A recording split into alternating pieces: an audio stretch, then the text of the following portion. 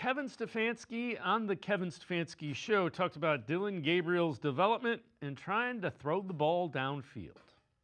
Big picture, young quarterbacks are going to have, struggles at times in a game, could be a quarter, whatever it is. And obviously you hope with these young guys that they're all continuing to get better. And I know the quarterback position gets magnified in that discussion as well. But you're trying to just stack days, you're trying to stack games on top of each other. And I think there's been some really good moments. I think there's things that we can do better around him. And again, I put that on me and the coaches and certainly his teammates where we can support him. And then when it's there, we got to trust that he'll let it rip and we'll come away with that play that we're just not making at this moment in that game to flip the game. But there's some really good things, whether it's how he's operating the offense, the progressions that he's getting to, acknowledging and knowing that this is a young player that will just get better.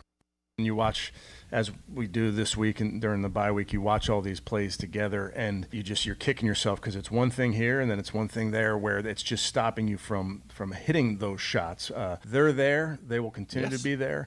But we have to do our job. Again, it's not a player thing. It's an all of us thing. We have to do our job in terms of making sure that everybody's where they're supposed to be, and then we can start to hit these shots.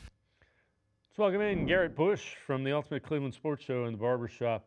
Gee, Bush, I didn't, not seeing it relative to development, especially against Patriots. I thought that was a step back, a pretty significant one.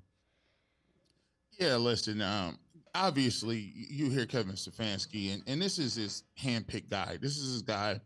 And, I think he's under a little bit of pressure because now that we've seen Dillon Gabriel for 4 weeks, we're questioning whether or not you should have taken Dillon Gabriel with some of the physical limitations as a top 100 pick.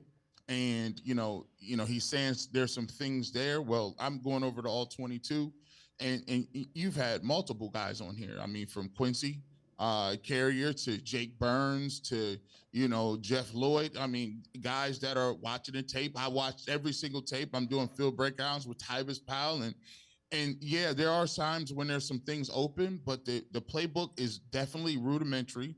They have a very difficult time scheming together open guys. And when you do have guys that are open, they're not hitting those plays. There was a play in the game where, on a corner route where he floated the ball out there I believe it was Isaiah Bond caught the ball out of bounds. But if he lets that football go when he's looking at him, that's almost a touchdown. There's times where Quishon Judkins in the Miami Dolphins game, he's running a route down the sideline. He's looking directly at him. He just won't throw the football. There's another time where, Jake Burns talks about it. He was on your program here, Sports4CLE. And guess what? There was a time when Jerome Ford was down the sideline and he threw the ball and forced it to Jerry Jeudy, who got collision. The safety was terrible.